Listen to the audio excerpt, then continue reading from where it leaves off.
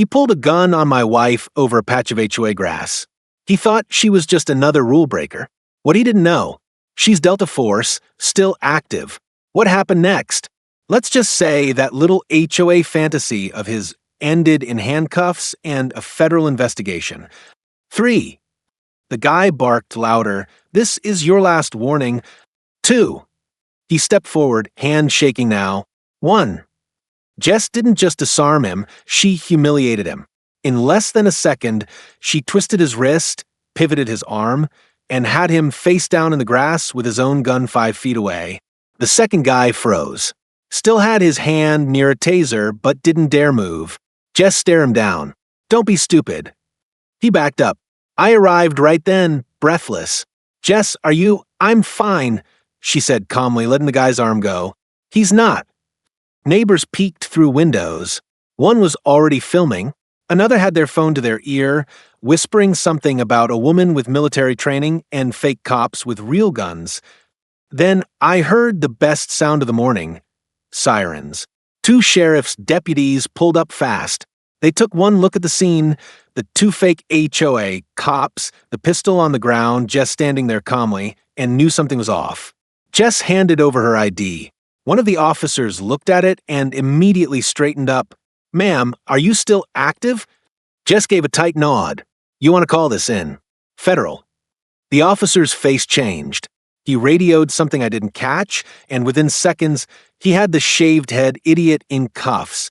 The other HSD goon didn't resist. Then came the bombshell. The sheriff turned to both of them and said, You're both under arrest for impersonating law enforcement and unlawful possession of a firearm. Cue the HOA president stumbling out of the clubhouse in her robe, yelling, This is a misunderstanding. They were acting on board authority.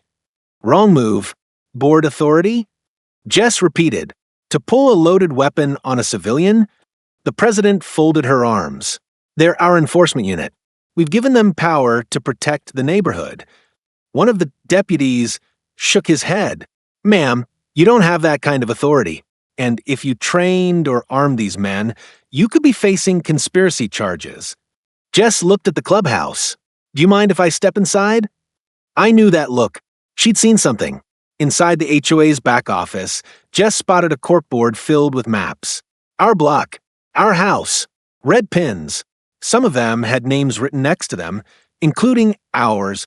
What the hell is this? The deputy asked. Jess picked up a printed document labeled Homeowner Compliance Targets, Tier, It was a hit list. Neighbors marked for surveillance, warnings, even physical enforcement. The deputy turned red. This isn't just HOA, overreach. This is a domestic operation. We're calling in federal support. Later that day, while the real cops were still combing the clubhouse, one officer found a locked closet in the back. When they pried it open, what they found made every jaw drop. Inside were uniforms, several of them. Badges, radios, old camo gear, even batons. And under a tarp, a second stash of weapons, illegally modified handguns, pepper spray, tactical gear with names written in Sharpie on each item. The officer looked to Jess. They were gearing up for something. Jess didn't respond immediately. She picked up one vest and read the name tag. W. Ross, the guy who pointed the gun at her. These guys weren't protecting the neighborhood, she said. They were playing militia. At that moment, a black SUV with government plates pulled up outside. Men in suits stepped out. One flashed a badge, Homeland Security. They wanted to talk to Jess. The agents didn't even question Jess the normal way. They saluted her. One whispered, We were told not to touch this until you gave clearance. She nodded and handed them the compliance list and a small thumb drive she found taped under the HOA president's desk. That has everything you need, she said. I looked at her. You knew they were hiding something? Jess just shrugged. I saw the patterns. They weren't just nosy. They were tracking behavioral routines. Ours. Others. As the agents loaded evidence into crates, the HOA president was arguing with a lawyer. The rest of the board had started to vanish, quietly disappearing from the scene, one by one. But it was too late. They weren't just dealing with a homeowner anymore. They'd pulled a gun on the wrong person. And now the entire HOA was under federal investigation for creating an unauthorized private enforcement unit with real weapons. And the craziest part? This wasn't the first time Jess had taken down an operation like this. While the federal agents loaded evidence into black boxes, one younger agent kept stealing glances at Jess. Finally, he asked, "Ma'am, permission to speak freely?" Jess raised an eyebrow. "Go ahead." "I heard about what you did in Kandahar. I just didn't realize you were her." That got everyone's attention, including mine. "What happened in Kandahar?" I asked. Jess didn't answer, but the agent did. There was a mission that went sideways. Whole unit was trapped. Taliban closing in. Command had written them off until one operator went back in solo and pulled 6 people out. Cleared the zone herself. 0 casualties. I stared at her. "That was you." Jess adjusted her sleeves. Wasn't supposed to be public. Even the Homeland guys looked stunned. One of them said, quietly, "Well, if anyone was going to dismantle a rogue HOA paramilitary unit before lunch, it was going to be you." Later that day, the HOA board's high-dollar lawyer showed up with a printed statement in hand. This was all a misunderstanding, he said in front of the crowd gathering near the clubhouse. These men were volunteers, misunderstood. No one meant harm. Jess stepped forward, then explained the weapons, the list of homes to monitor, the marked maps, the training manuals. The lawyer shifted. That wasn't sanctioned by the board. "But it came from your president's office," Jess said, holding up the thumb drive. Homeland Security backed her up. "We traced the chain of command. Every document points to a top-down directive. Multiple board members signed off." The lawyer tried to pull the old "we're cooperating" line, but Homeland cut him off. "You're not in damage control. You're in federal custody." That's when the real panic set in. As agents swept deeper into the HOA's computer systems, they uncovered something darker than rogue neighborhood patrols, hidden camera feeds. Some homes, including ours, had been watched, not just from afar. Inside, they were tapping into smart doorbells, even drone footage, one tech said, pointing to the screens. And worse, they found a folder of blackmail material. Photos, audio, edited clips meant to shame or coerce homeowners into submission. But one folder stood out, marked Tier 10 Alpha. It only had one name, Jessica Monroe. My wife. Jess's eyes narrowed. They weren't just trying to enforce rules. They were planning to take me out of the equation. And suddenly everything clicked. This wasn't random. They had targeted her. Digging into the HOA's formation files, agents uncovered something chilling. The original HOA charter wasn't written by residents. It had been installed years ago by a private firm specializing in community compliance management. But it turns out that firm was a defunct private military contractor. Their founder, a man named Victor Langston, dishonorably discharged from the Army in 2009, banned from security work in 2013. And guess what? He was the one who signed off on the HSDE plan in the first place. One agent flipped a file toward Jess. "Your name's in here, too. Highlighted." Jess frowned. "I knew Langston. He got kicked out after botched ops swore revenge on command." The agent nodded. "Looks like he found a new battlefield, your neighborhood." That evening, the county forced the HOA to hold an emergency town hall. Everyone showed up. Cameras rolling. Residents buzzing. Tension high. Jess sat quietly in the front row while the acting board members tried to do damage control. "We regret what's happened," one stammered. "We were misled." But the crowd wasn't having it. One man shouted, "You authorized armed men to patrol our streets?" Another, "You spied on my kids." Jess stood up. "Let's be clear. This wasn't a mistake. It was a structure built on fear and power. And I promise you, it ends tonight." The crowd erupted in applause. But just then a man stood at the back. Tall, gray beard, cold eyes. Jess locked eyes with him. I leaned over. "Who's that?" Her voice dropped to a whisper. "Langston." The town hall room fell into dead silence as Langston stepped forward. Everyone seemed to feel it, that shift in energy. Cold, measured, dangerous. Jess didn't blink. Didn't expect to see you crawl out of your hole this soon. Langston grinned. You always were too good at finding trouble. But this time, I didn't come looking for you. You came to my neighborhood. The audacity. Jess stepped between him and the crowd. You're done. They've already got enough evidence to put you away for life. Langston pulled a phone from his coat. Tapped it once. Suddenly, half the streetlights outside went out. Homeland agents scrambled. Radios buzzed. We've lost connection to external comms. Langston's eyes glinted. You think I didn't plan for a contingency? You were always the predictable one, Monroe. Jess clenched her fists. This wasn't over. It was just beginning. Within seconds, Homeland agents locked down the building. Jess barked orders like she never left the battlefield. Sweep the perimeter. Secure exits. Get a backup uplink online satellite if you have to. I stood back, watching her operate like she'd been waiting for this moment. Langston calmly took a seat in the third row, like he was watching a play. You think this is just about some power-hungry HOA? You never understood the mission, Jessica. What is the mission? One agent demanded. Langston's grin was eerie. Community control. The true kind. Government lost its spine. But people obey fences and fear. Jess didn't flinch. You're about to see what happens when people stop being afraid. Just then, a Homeland tech ran in. Jess, we've got motion at your house. Multiple figures. Armed. Langston smiled wider. You really think I only brought one team? I've never driven faster in my life. Jess and 2 agents followed in a black SUV. I took our truck. Every second felt like an eternity. When we got home, the front door was wide open. The porch light smashed. Inside, drawers overturned. Our security cameras? Fried. Then we heard the scuffle upstairs. Jess didn't hesitate, gun drawn. She moved like liquid shadow up the stairs. A scream. A shout.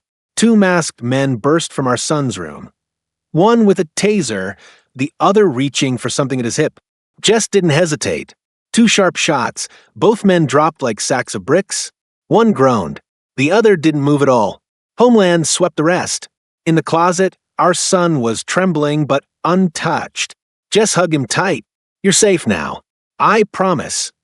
But her face said something else. This wasn't a message. This was a warning. Back at the safe house that night, Jess made a quiet call. Encrypted. Military grade. I couldn't hear much, just a few words. Requesting Tier 2 clearance. Initiate Wolf Lock Protocol. Langston is active. When she hung up, she turned to me, eyes sharp. We're done playing defense. Wolf Lock? I asked. Jess nodded. It's an internal containment op. When a former asset goes rogue and creates domestic networks, we shut it down. Fast. So you've done this before? She looked down. Twice. But never against someone I trained with. Turns out Langston hadn't just been her old rival. He was part of her unit, one of the early Delta Force drafts before things went wrong. She looked me dead in the eyes. He knows my weaknesses, but I know his routines. He's old school, overconfident. I whispered, what do we do now? She answered coldly, we hunt.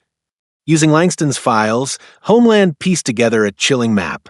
Underneath our neighborhood, beneath the HOA clubhouse and surrounding homes, lay a web of access tunnels, old sewer routes re-rigged and reinforced.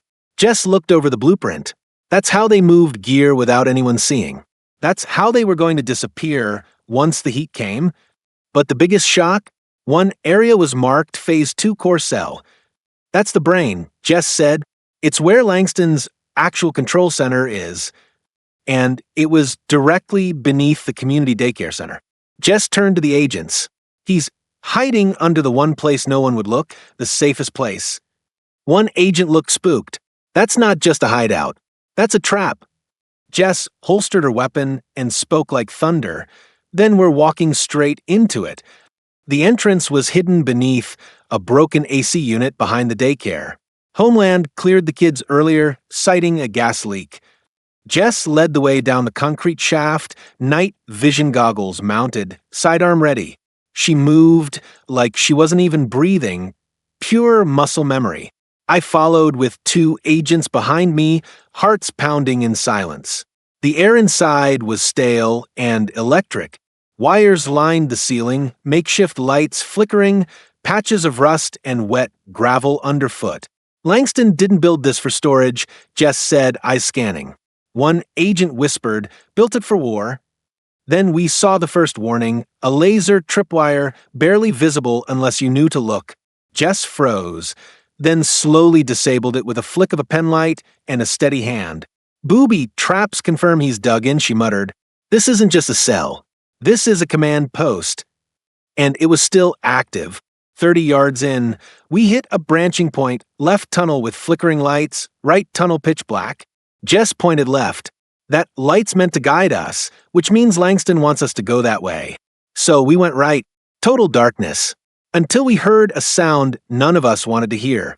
Tick, tick, tick. Jess whispered, everyone down. No talking. No movement. The ticking got louder. Then click. A soft flash, then nothing. No explosion. No damage. But on the wall behind us, a red LED screen lit up. I see you, Jess. She stared at it, cold and focused. He's not trying to kill us yet. He's playing. I felt a chill crawl up my back. Langston wasn't hiding. He was waiting. We advanced another 100 feet before the tunnel opened into a wider chamber, a concrete bunker lined with crates, monitors, and old military gear. And that's when the speakers crackled. Langston's voice calm and slow. Did you know, Jessica, that the average HOA board has more unchecked power over its residents than most small governments? Jess didn't respond. Langston continued. All I ever wanted was order, control, a return to structure. You took that from me. Jess growled. You destroyed it yourself, Langston. You left us behind, he replied. You joined their world. But I built mine beneath it. One of the agents tried to trace the signal, but Jess held him back. He wants us to chase ghosts. Focus on patterns. He's testing our resolve. Suddenly, the lights dimmed, and from the far end of the bunker, a steel door unlatched with a loud clang. An invitation. Inside the steel door was a room filled with paper. Not hard drives. Not servers. Physical files. Photos, handwritten notes, labeled envelopes with names, neighbors, officials, even federal agents. Langston had dossiers on everyone. One folder was marked, Fallback Assets, Tier Omega. Jess opened it and froze.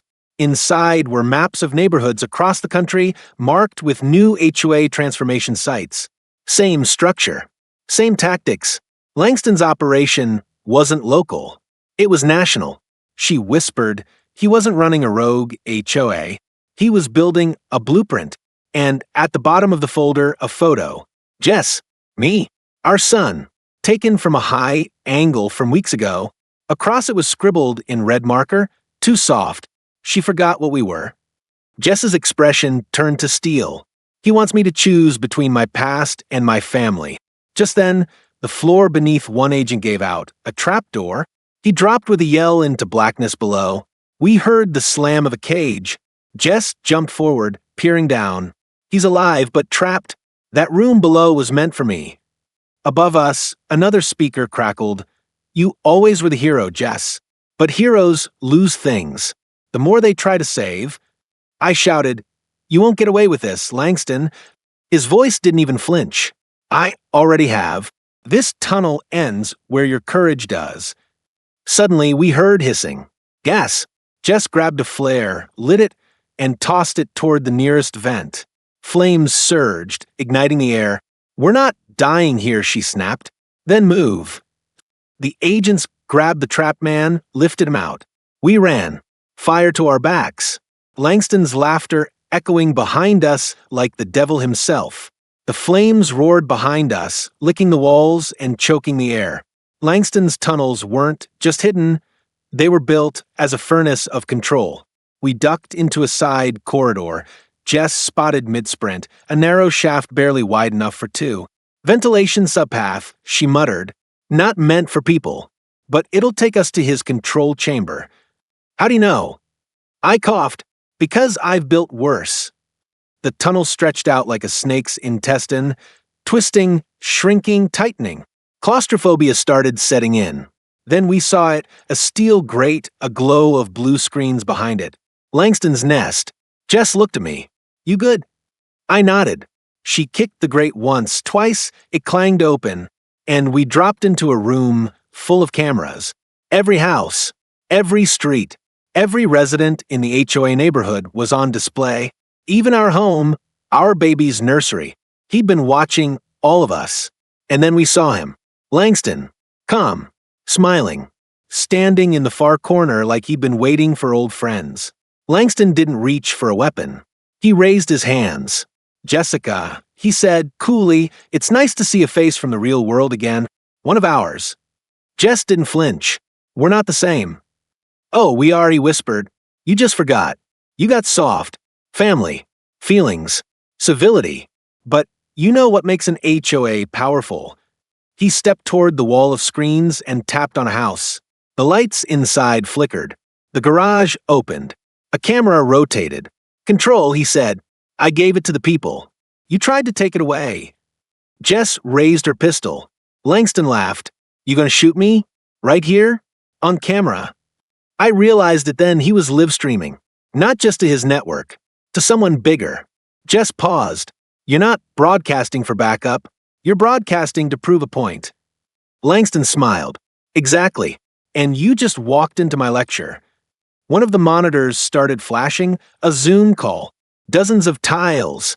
Men and women in suits. Some wore sheriff's pins. Some had HOA badges. Some wore no insignia at all. Langston stepped aside and gestured. Say hello to the network, Jess.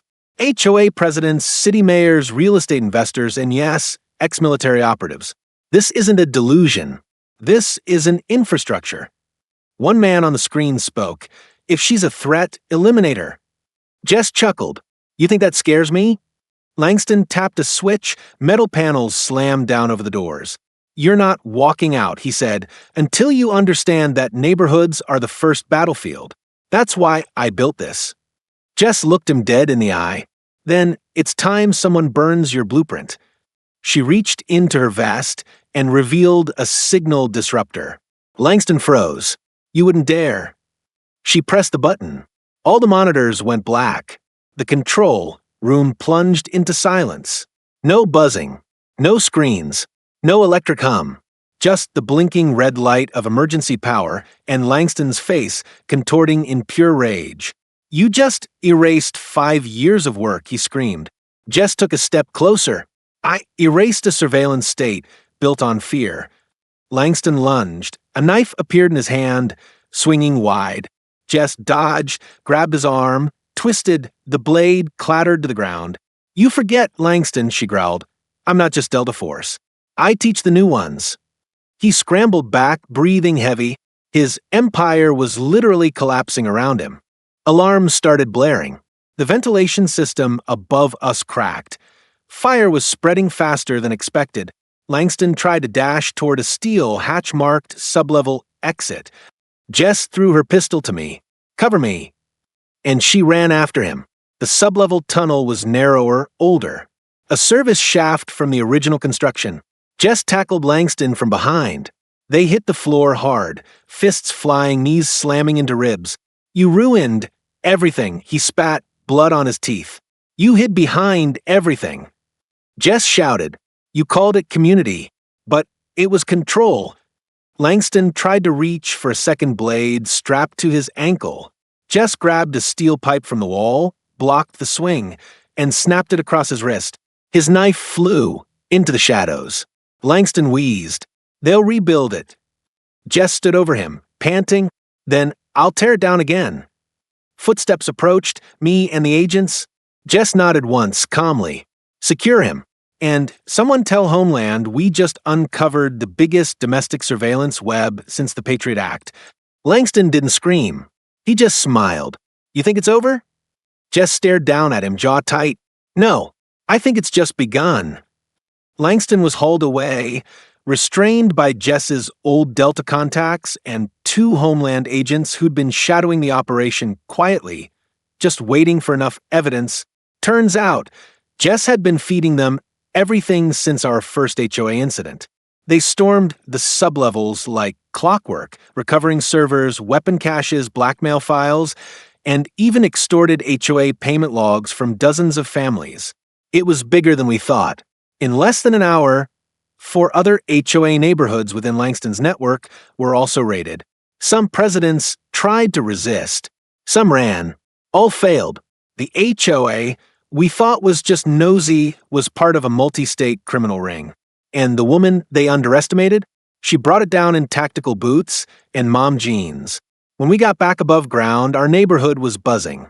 People stood on porches, peering down the road where Langston was shoved into an unmarked SUV. No one cheered. No one clapped. They just watched. Then slowly, people started walking toward us, neighbors we'd barely spoken to before. The man who once fined me for improper grass height handed me a bottled water. Mrs. Elkins, who Jess once argued with about mailbox paint color, took Jess's hand and said quietly, "You protected all of us." We didn't expect it, but it felt like the first time this place actually breathed. Jess leaned toward me and whispered, "Now, let's plant some real roots." Weeks passed. The HOA board was dissolved. A federal oversight team was temporarily assigned while the entire neighborhood reviewed its own charter from scratch. We held real elections. We voted on fair rules. People who never showed up before came to the meetings, eager to help. As for Jess, she got a call from command. "Come back. We need you." That was precision work. She said no. "I served my country," she told them. "Now I serve my family. I'm building a place where my kid won't grow up thinking surveillance and fear is normal." And they respected that. Jess still keeps her boots polished, though, just in case. Langston's trial was quiet, sealed off from public eyes, classified, they said, but little things leaked out. He'd been coordinating illegal surveillance, bribes, blackmail, and even weapon shipments disguised as HOA property upgrades. The press tried to spin it, but insiders knew it was Jess's clean evidence, her surgical exposure, that made prosecution airtight. They offered her a medal. She declined. "Give it to the neighbors," she said. "They're the ones rebuilding from scratch. Langston, he got 22 years without parole. And somehow that still felt too short." A month later, we put a new sign up near the entrance of the neighborhood. Not private property. Not HOA enforced. Just, "Welcome. We take care of each other here." No drama. No power trips. Just real people living side by side, the way it always should have been. Jess stood beside me, holding our baby on her hip. "Let's keep it quiet from now on," I smiled. She looked down the road, scanning rooftops out of habit, then smiled. "Quiet's good, but I'm always watching." And that's the story of how the HOA's fake police pulled a gun on the wrong woman and learned that some moms still run tactical ops in their sleep. If you love this story, hit that like button and subscribe to HOA Nightmares for more real-feel revenge, justice, and twists you'll never forget. We've got stories every week. Some wild, some emotional, all unforgettable. You don't want to miss what's coming next.